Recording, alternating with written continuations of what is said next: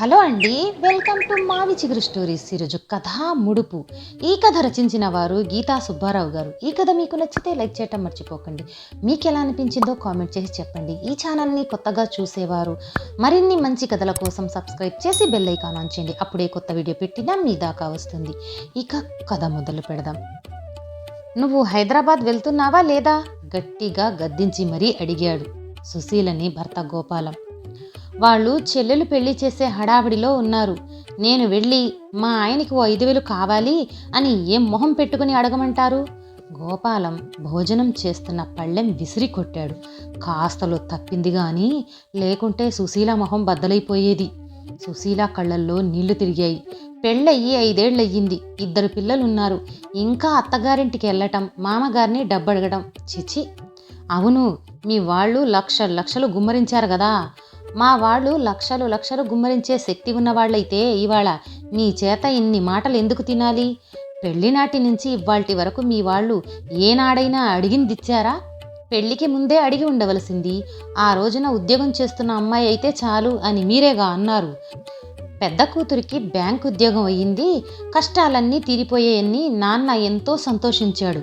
మొదటి జీతం చేతికి రాకుండానే మీరు నన్ను పెళ్లి చేసుకున్నారు. సుశీల, హద్దుపద్దు లేకుండా మాట్లాడుతున్నావు. నువ్వు దిగొచ్చిన అప్సరసవని నీ వెంటపడి నేను చేసుకున్నానా? నేను అప్సరసనో దేవకన్యనో పెళ్లికి ముందు మీరు రాసిన ఉత్తరాలు ఇస్తాను. ఏం రాశారో మీరే చదువుకోండి. ఏమిటి, నన్ను బ్లాక్మెయిల్ చేస్తున్నావా? భర్తని బ్లాక్మెయిల్ చేసే స్థితికి ఇంకా దిగజారలేదు. మరి నేను 5,000 అడిగినందుకేనా ఇన్ని కథలు వల్లించి ఇన్ని మాటలు చెప్తున్నావు? నేనేం కథలు చెప్పటం లేదు. మీరు అడిగినప్పుడల్లా 5,000 కాదు 500 కూడా ఇచ్చే స్థితిలో మా నాన్న లేరు. పోనీ నువ్వివ్వు, నేనివ్వాలా? నేను ఇవ్వగలనో లేనో మీకు తెలీదా? స్కూటర్ కొనుక్కుంటానంటే నేను కదా బ్యాంక్లో లోన్ తీసుకుని ఇచ్చాను. మీ చెల్లెలి పెళ్ళి కావాలంటే ఉన్న బంగారం అమ్మి ఇచ్చేసానా లేదా? నీ ఉద్దేశం మీ డబ్బంతా తీసుకుని నేను తాగి తందనలు ఆడుతున్నాననే, ప్యాకాట్లో పెట్టి తగలెడుతున్నాననే? అలా అని నేను అనలేదే. మరి నీ మాట్లాడే తీరు అలానే ఉంది. నాకు ప్రమోషన్ వచ్చే అవకాశం 2 సార్లు వచ్చిపోయింది. ఇది ఆఖరిసారి రావటం. ఓ 5,000 ఉంటే వాడి ముఖాన కొట్టి ఆ ప్రమోషన్ తెచ్చుకుందామని ఆశ. ప్రమోషన్ వస్తే సుఖపడేది నేను కాదు, నువ్వు నీ పిల్లలు. సుశీల మాట్లాడలేదు. లేచి కింద పడ్డ అన్నం కంచం తీసి గదంతా తుడిచింది. గ్లాస్లో మజ్జిగ పోసి, నా మీద కోపమైతే అన్నం మానడం దేనికి? మజ్జిగైనా తాగండి అంది. గోపాలం మాట్లాడకుండా మజ్జిగ తాగేసి మంచం మీద వెల్లకిలా పడుకుని ఆలోచించటం ప్రారంభించాడు. ఎర్రబడ్డ కళ్ళు మొహం కడుక్కొని సుశీల వచ్చి ఒక్కపుడిచ్చి వెళ్ళిపోతుంటే కొంగు పుచ్చుకొని ఆపాడు. భర్తకి ప్రమోషన్ వస్తుందంటే ఏ ఆడదైనా ఆనందిస్తుంది. మీకు ప్రమోషన్ రావటం ఇష్టం లేనట్టుగా నన్ను పరాయిదాన్ని చేసి మాట్లాడతారేం అంటూ వెక్కి వెక్కి ఏడుస్తూ విదిలించుకొని వెళ్ళిపోయింది సుశీల. గోపాలం లేచి వచ్చి సుశీలని ఓదార్చాడు. దగ్గరగా తీసుకుని వెళ్ళి మంచం మీద పడుకోబెట్టాడు. పక్కనే కూర్చున్నాడు. జుట్టు నిమిరాడు. కళ్ళు తుడిచాడు. నన్ను అర్థం చేసుకోరా మొద్దు, నన్ను మరీ విలన్లా చూడకు అన్నాడు. సుశీల నవ్వలేక నవ్వింది. సుశీల 2 చేతులతో భర్త ముఖాన్ని దగ్గరగా తీసుకుంది. నన్నిప్పుడు ఏం చేయమంటారో చెప్పండి. నువ్వు రేపు ఉదయం గోల్కొండ ఎక్స్ప్రెస్లో బయలుదేరి హైదరాబాద్ వెళ్ళు. మీ నాన్నతో ఏం చెప్పకు. మీ అమ్మకు సంగతంతా చెప్పు. అప్పుగా అయినా సరే ఓ 5,000 ఇవ్వమని అడుగు. ఆ 5,000 నాకివ్వొద్దు. నేను మా ఆఫీసర్ అడ్రస్సు అవి ఇస్తాను. మీ నాన్నగారిని వెళ్ళి అతనితో మాట్లాడి ఆ ముడుపు చెల్లించమను, అంతే. నా ప్రమోషన్ రెక్కలు కట్టుకొని వస్తుంది. మీ చెల్లెలు పెళ్లి కుదిరేలోగా 5,000 అప్పు చేసైనా సరే తిరిగిచ్చేద్దాం. నా జీతం పెరుగుతుంది కాబట్టి ఆ అప్పు కూడా వాయిదాల పద్ధతిలో తీర్చేద్దాం, సరేనా? భర్త చెప్తున్న మాటల్లో సుశీల మెత్తబడిపోయింది. అలాగే, థ్యాంక్ యూ. 2 రోజుల వరకు నువ్వు రావు కదా. 2 రోజులు సరిపడా. అమ్మో, పొద్దుటే లేచి ఊరెళ్ళాలి కదా. ట్రైన్ ఎక్కి నిద్రపోవచ్చులేవోయ్. అయ్యయ్యో, పిల్లలు లేస్తారు, చప్పుడు చేయకండి. పంపిన వాడికి బుద్ధి లేకపోతే నీ కూతురుకుండొద్దు. నాన్న అమ్మ మీద అరుస్తున్నాడు. ఏమైనా అల్లుడు వెళ్ళు అంటే వెళ్ళను అని అదెలా చెప్తుంది? అవును, అది నిన్నగాక మొన్ననేగా కాపురానికి వెళ్ళింది. పైగా వాళ్ళ నాన్న స్మగ్లరు లక్షలు అర్జిస్తున్నాడు కదా. అయ్యో, అవేం మాటలండి. మీరు బడిపంతులైనంత మాత్రాన అడుక్కు తింటున్నారని అనుకోమంటారా? లేకపోతే బంగారం రాసులు పోసుకొని కూర్చున్నామా? మీరు ఇలా తిక్క తిక్కగా మాట్లాడితే నేను ఆ బావిలో దూకి చస్తాను. వద్దే, అంత పని చెయ్యకు. ఇదివరకు 2 సార్లు చేసావుగా, ఈసారి చేస్తే సరాసరి జైల్లోకి పోవాలి. మరి అల్లుడి సంగతి ఏం చేస్తారో చెప్పండి.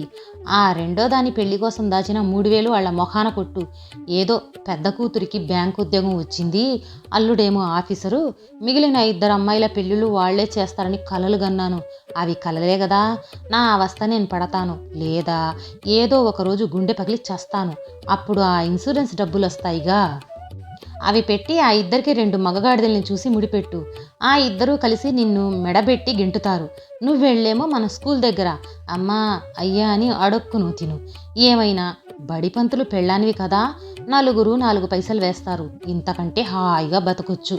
పదమ్మా, మీ నాన్నకి బీపీ బాగా ఎక్కువైంది, కానీ నేను మాట్లాడతాలే, నువ్వు దిగులు పడక అని సుశీలని గదిలోకి తీసుకువెళ్ళింది. అక్క లోపలికి రాగానే చెల్లెళ్ళిద్దరూ సీరియస్గా చూశారు సుశీలని.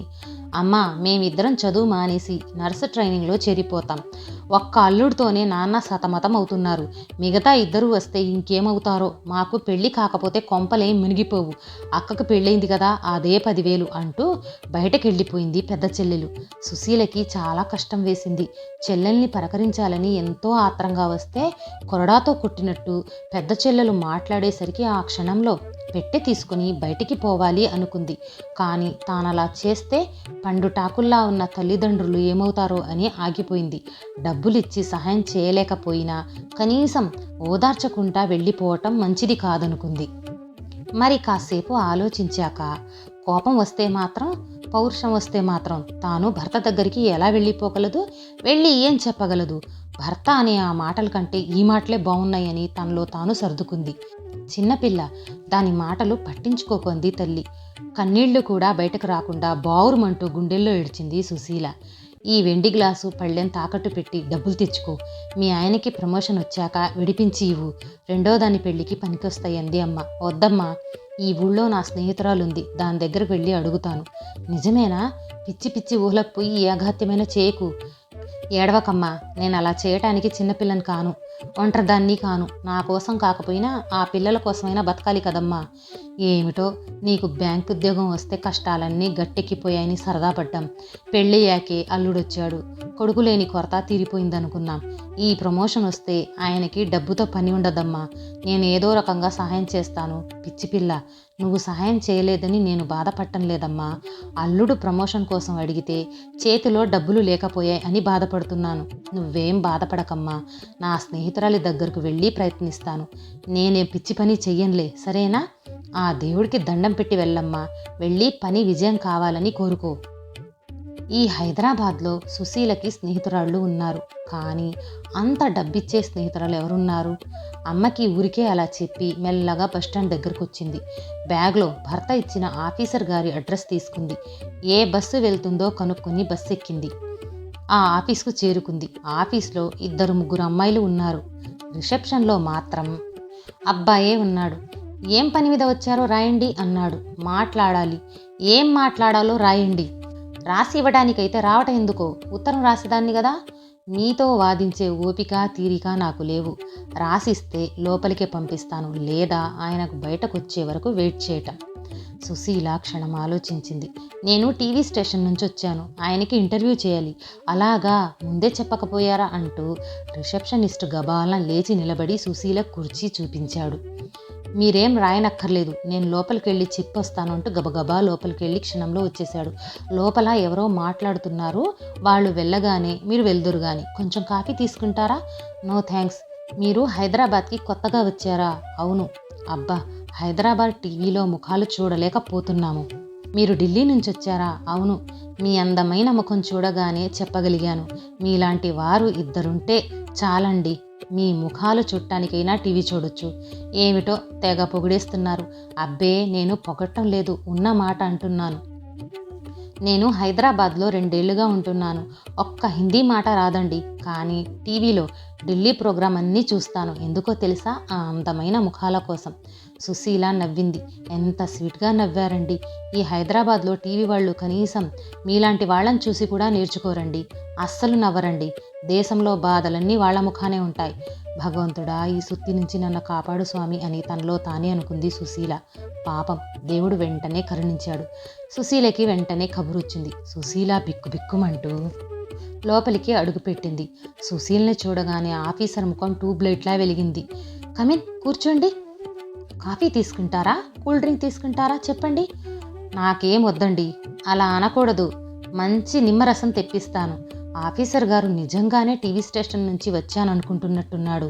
ఒక్క అబద్ధానికి 1000 అబద్ధాలు ఆడాలి కాబోలు అనుకుంది సుశీల. విషయం అబద్ధంతోనే ప్రారంభించింది. నేను కలకత్తా టీవీలో పనిచేస్తున్నాను. మా వారికి విజయవాడలో ఉద్యోగం. అందుకే మానేసి విజయవాడ వెళ్ళిపోయాను. కొత్తగా పెళ్ళైనట్టుంది. కొత్తగా కాదు, మీరు చెప్పక్కర్లేదు. నేను సైకాలజీలో నెంబర్ 1 అన్నాడు ఆ సార్.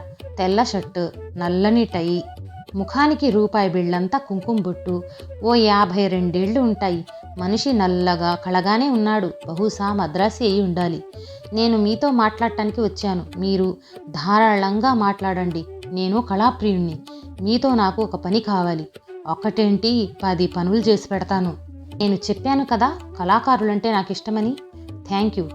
మా వారికి మీరు ప్రమోషన్ ఇప్పించాలి. గుక్క తిప్పుకోనివ్వకుండా భర్త చేసే పని వివరాలు, కావలసిన విషయాలు అన్నీ చెప్పేసింది సుశీల. అలా సుశీల్ని చూస్తూ నిర్ఘాతపోయాడు ఆ సార్. మీరు కాదని చాలా మంచివారిని స్వయంగా వచ్చి చెప్తే చేస్తారని విని మీ దగ్గరకు వచ్చాను. రిక్త హస్తాలతో వచ్చాను అంటూ సుశీల అబద్ధం మీద అబద్ధం ఆడేసింది. ఆడది తలుచుకుంటే ఎన్ని అబద్ధాలైనా చెప్పగలదు అనే విధంగా అబద్ధాలు చెప్పింది. నీ పేరేంటన్నావు? సుశీల. చూడు సుశీల, నువ్వే స్వయంగా వచ్చావు కాబట్టి నేను స్వయంగా కాదనలేకపోతున్నాను. మీ ఆయన కాగితాలు, ఫైలు అన్నీ తెప్పించి చూస్తాను. నువ్వు సాయంత్రం మా ఇంటికి ఒకసారి రా, అక్కడ మాట్లాడదాం. ఇక్కడ ఇలాంటి విషయాలు మాట్లాడితే చాలా ప్రమాదం. ఇంటెలిజెన్స్ వాళ్ళు తెగ తిరుగుతున్నారు. సరేనా? సరేనండి. ఇదిగో ఇది నా ఇంటి అడ్రస్సు. 6 తర్వాత రా, సరేనా? సరేనండి, వెళ్ళొస్తానండి. కాఫీ తాగి వెళ్ళు. మీ మాటలు నాకేం అర్థం కావట్లేదండి. ఇందులో అర్థం కాకపోవటానికి ఏముంది? అరంలో మాట్లాడుతున్నానా? లేదు కదా. లేదు. మరి నేను మంచివాడిని, స్వయంగా వస్తే చేస్తానని చెప్పారు కదా. చెప్పారండి.